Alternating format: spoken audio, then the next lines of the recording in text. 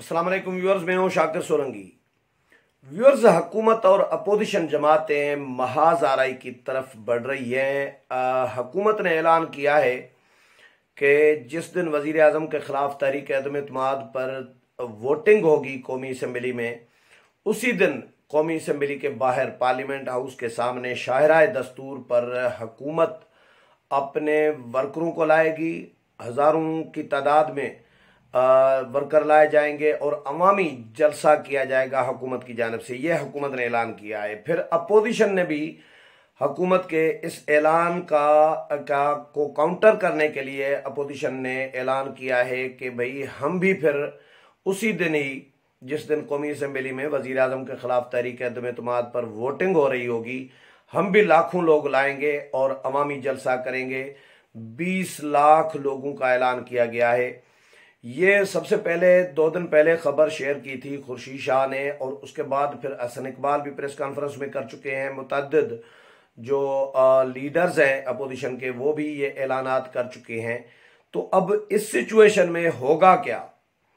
हुकूमत ये क्यों करना चाह रही है? अपोजिशन क्यों करना चाह रही है? नतीजा क्या निकल सकता है? महाजाराई अगर होती है तो क्या होगा? मौलाना फजल रहमान ने तो प्लान बना लिया है। वैसे तो अपोजिशन का कोई या हुकूमत का कोई जलसे का प्लान अभी से कोई प्रॉपरली कोई जो वर्क है वो तो किया जा नहीं रहा, लेकिन मौलाना फजल रहमान ने तो ऐलान कर दिया है, अपने वर्कर्स को, अपने कारकुनों को अलर्ट रहने का अंतिया दे दिया है और हुक्म दे दिया है कि वो तैयार रहें ज़हनी तौर पर, और किसी भी वक्त आपको कॉल की जा सकती है इस्लामाबाद आने के लिए। मुल्क भर से फिर कारकुनान जो है लाखों की तादाद में यही हुआ है कि वो इस्लामाबाद की तरफ निकल पड़े। ये मौलाना खुद भी गुज़श्ता रोज़ डेरा इस्माइल खान में ये बात कर चुके हैं, अपने कारकुनों को पैगाम दे चुके हैं। फिर जो तर्जुमान है JUI के असलम गौरी, उन्होंने बाज़ाब्ता तौर पर, तहरीरी तौर पर ये जारी भी किया है कि भाई हमने, मौलाना फजल रहमान ने अपने कारकुनान को तैयार रहने का हुक्म दे दिया है। तो अब ऐसे में ज़ाहिर नून लीग के लिए भी लोग निकालना कोई इतना बड़ा इशू नहीं है। पीपल्स पार्टी के लिए लोग, ये सियासी जमातें हैं, बड़ी जमातें हैं अपोजिशन की, ये लोग ला सकते हैं। हज़ारों की तादाद में एक एक जमात कारकुनान को ला सकती है। 20-20, 25-25 हज़ार लोग लाना या 50 हज़ार तक भी लोग लाना कोई इतना बड़ा इशू नहीं है। स्पेशली ये जो मौलाना के, ज़ाहिर क्राउड मौलाना के पास बहुत ज़्यादा होता है। पब्लिक सपोर्ट जो है मौलाना की जलसा या रैली या एहतजाज, JUI के पास सबसे ज़्यादा क्राउड आता है। नून लीग भी है, उनके पास सब भी बड़ा क्राउड आता है। पीपल्स पार्टी के पास क्राउड है। तो अब ये क्राउड अगर जत्थे लाए जाएंगे इस्लामाबाद की तरफ तो होगा क्या? फिर तो अब ज़ाहिर महाजाराई होगी और गंद होगा, खराबी होगी, लड़ाई झगड़ा होगा, मार धाड़ होगी, पकड़ धकड़ होगी। ये तो चीज़ें होंगी, लेकिन इसमें नतीजा बड़ा बुरा निकल सकता है इस मुल्क के लिए। ये भी डिस्कस अभी हो रहा है। लोग खदशात का इजहार कर रहे हैं कि भाई इमरजेंसी भी नाफिज हो सकती है, मार्शल लॉ भी लग सकता है। इसके नतीजे में अगर ऐसी कोई सिचुएशन महाजाराई की पैदा होती है तो फिर क्या होगा? तो कुछ भी होने के लिए तो कुछ भी हो सकता है। लेकिन अब इसमें अपोजिशन जो है, अपोजिशन के जो बड़े लीडर्स हैं, 3 बड़े लीडर्स, मौलाना फजल रहमान, आसिफ अली जरदारी और नवाज शरीफ, ये किसी भी सूरत नहीं चाह रहे कि सिस्टम डीरेल हो, यानी जमहूरियत पटरी से उतर जाए, या ये मौजूदा जो सेटअप है हुकूमत का, इसको तो चलता करना चाह रहे हैं, लेकिन वो चाहते हैं कि भाई इमरान खान हट जाए, बाकी कोई भी जमात आ जाए, या मुश्तरका तौर पर कौमी हुकूमत, नेशनल गवर्नमेंट, कोई भी सेटअप बने। इसी चक्कर में तमाम इत्तेहादी जो हैं जमातें, उनको भी साथ मिलाने की कोशिश की जा रही है। उनको भी जो उनकी डिमांड्स हैं वजीर आला बनने की, परवेज़ इलाही की, या MQM की सिंध में कुछ डिमांड्स हैं सिंध के हवाले से, अब उनकी डिमांड्स भी पूरी की जा रही है, सिर्फ इस मकसद के लिए कि कहीं सिस्टम लपेटा न जाए और सिस्टम चलना चाहिए। इन हाउस चेंज जो है ये आईनी एक ऑप्शन है, और आईनी तरीक़ेकार है। इसके तहत तब्दीली अगर आती है तो आनी चाहिए, क्योंकि मुल्क के हालात इस वक्त जो खान साहब ने बना दिए, मुल्क का कबाड़ा कर दिया है। कबाड़ा लफ्ज़ मुझे अच्छा लग रहा है। सत्यानाश तो बहुत ज़्यादा चल चुका है, सत्यानाश कर दिया, मुल्क का बेड़ा गर्क कर दिया, मुल्क का कबाड़ा कर दिया है। बिल्कुल कबाड़ में जो सामान बिकता है ना, इस तरह मुल्क का हशर कर दिया है। मईशत का, रोज़गार का, लोगों का, मतलब रुपए का, हर चीज़ करप्शन और एहतसाब का जनाजा निकाल दिया हुआ है। एहतसाब के नाम पर जो इंतकाम किया जा रहा है, या जो करप्शन का ढंढोरा एक पीटा जा रहा है कि जी करप्शन का हमने खात्मा कर दिया है। कोई करप्शन, एक बड़ी कहानियां, बड़े स्कैंडल्स पीटीआई के खिलाफ जो है वो नेब में पड़े हुए हैं, एफआईए में पड़े हुए हैं, रिपोर्ट्स आ चुकी हैं, तहकीकाती जो है इन्वेस्टिगेशन रिपोर्ट्स आ चुकी है। पीटीआई के लोग नामजद हो चुके हुए हैं। रिंग रोड स्कैंडल हो, चीनी, आटा, शुगर, पता नहीं कौन कौन से स्कैंडल हैं।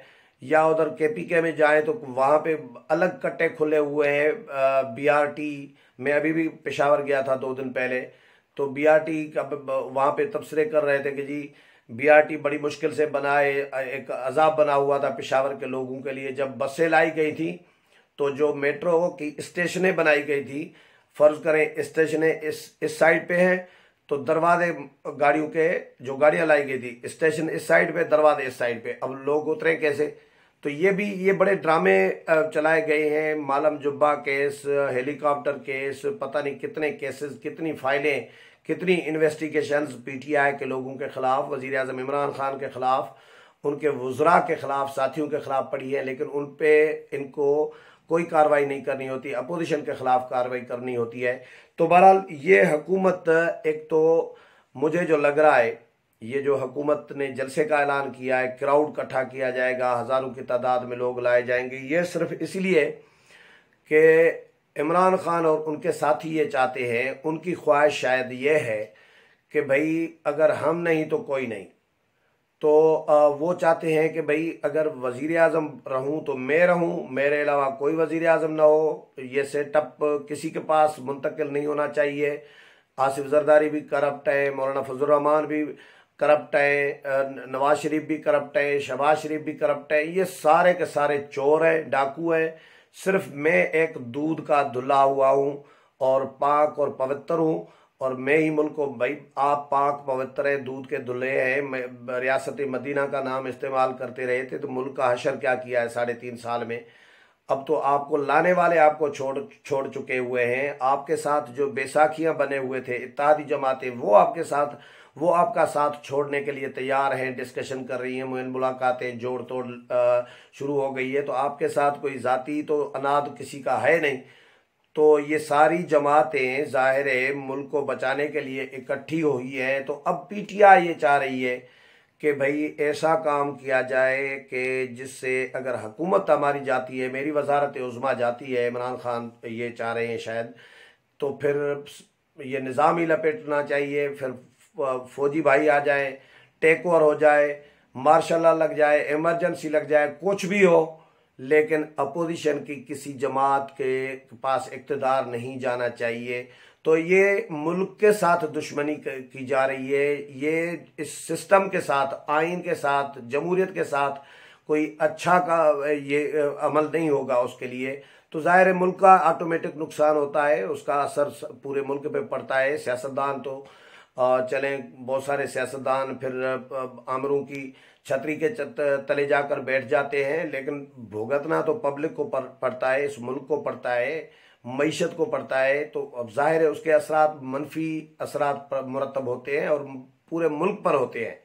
तो इमरान खान साहब और उनके साथी काम खराब करने, काम बिगाड़ने के चक्कर में लगे हुए हैं कि किस तरह काम बिगाड़ा जा सकता है। अपोजिशन ने इस हुकूमत की इस ब्लैकमेलिंग में, हुकूमत ज़ाहिर है ब्लैकमेल कर रही है ना अपोजिशन को भी, इस्टेब्लिशमेंट को भी, कि जी हम हज़ारों लाखों लोग लाएंगे। अभी कल इमरान खान के हक में रैली निकली थी, बड़ी मज़ेदार रैली थी पार्लियामेंट हाउस के सामने। कल इमरान खान के हक में एक रैली आई थी जिसमें 15 गाड़ियां थी सिर्फ। कितनी? 15 गाड़ियां। ये 15 गाड़ियां भी शायद अब इसीलिए आई है क्योंकि अभी वो वजीर आजम है और अभी उनके पास इक़्तिदार है, अभी इत्तेहादी उनके साथ हैं, इत्तेहादियों ने अलहदगी का ऐलान नहीं किया। जब ये इत्तेहादी अलग हो जाएंगे और तहरीक अदम इत्तेमाद पर वोटिंग हो रही होगी तो उस वक्त कितनी गाड़ियां होंगी, मैं ये सोच रहा हूं। अभी से 15 गाड़ियां रह गई हैं इनके पास। जो जो कल रैली निकाली गई थी पीटीआई, कोई मरकजी लीडर नहीं था पीटीआई का जो रैली की क़यादत कर रहा हो। ये डी चौक पर पार्लियामेंट हाउस के सामने, ये मीडिया में रिपोर्ट हुआ है, हमारे दोस्तों ने भी जो जिनकी ड्यूटी लगी हुई थी वो गए थे, उनसे मैंने हाल अहवाल लिया। उन्होंने खुद बताया कि हमने गाड़ियां गिनी थी इमरान खान के हक में पार्लियामेंट हाउस के सामने डी चौक पर 15 गाड़ियां सिर्फ के इमरान खान के खिलाफ तहरीक अदम इत्तेमाद और ये जो अपोजिशन के खिलाफ थी तो अपना रैली, तो उसमें 15 गाड़ियां थी। तो ये जो लाखों लोग लाने की, हजारों लोग लाने की दावा कर रहा है, हुकूमत कर रही है या फवाद चौधरी साहब या बाकी वज़रा कर रही है, तो किस तरह लाएंगे लोग जब इस्टेब्लिशमेंट इनके साथ नहीं थी। यही इमरान खान साहब जब पाशा साहब ने पार्टी टेक ओवर नहीं की थी अनऑफिशियली, यानी उन्होंने मदद करना शुरू नहीं की थी, तो उस गोद नहीं ली थी, टेक ओवर नहीं, गोद नहीं ली थी, तो उस वक्त इमरान खान साहब अपारे में जब मुजाहरे करने आते थे तो मुझे अच्छी तरह याद है, मैं भी इस्लामाबाद में उस वक्त सहाफत करता था ये, लेकिन इमरान खान के पास मीडिया जाने से भी अवॉइड करता था कि यार 200 बंदे होंगे इमरान खान के पास मुजाहरे में, अब 200 बंदों के लिए कौन जाएगा। तो हम भी खुद, मैं कई दफ़ा नहीं गया था कवर करने में, यार रहने दो यार, मिट्टी पाओ जी, जिस तरह चौधरी शुजात कहते हैं। तो ये हाल था इमरान खान का, बड़ी इमरान खान की जदोजहद है। तो 17 साल जदोजहद की तो 200 बंदे इकट्ठे कर सके थे। 17 साल से अचानक एक अलादीन का चिराग उनके हाथ में आ गया, पार्टी बन गई, लोग इक़्तिदार मिल गया। एक सिंगल सीट होती थी ना इमरान खान की मुशर्रफ दौर में, वो भी मुशर्रफ ने दिलवाई थी, जो ये कहा जाता है कि मुशर्रफ ने दिलवाई थी। तो अचानक इमरान खान को ये इतनी सीटें, इतनी पार्टी, इक़्तिदार, वजारत उज़्मा, अब जाहिर है जिन्होंने दिलवाई है अब ये उनको भी तेवर दिखा रहे हैं, उनके बारे में भी तबसरे कर रहे हैं, पब्लिकली उनको बदनाम कर रही हैं। इस्टेब्लिशमेंट के लिए जब इस तरह की आप इल्ज़ाम तराशी और इस तरह बदनाम करेंगे तो फिर इस्टेब्लिशमेंट आपका साथ क्यों देगी। तो अब हुकूमत बहरहाल अपने बलबूते पर कोशिश कर रही है, वज़ीर आज़म कोशिश कर रहे हैं, उनके जो चंद वज़रा हैं वो कोशिश कर रहे हैं कि वजारत उज़्मा वज़ीर आज़म इमरान खान की बच जाए।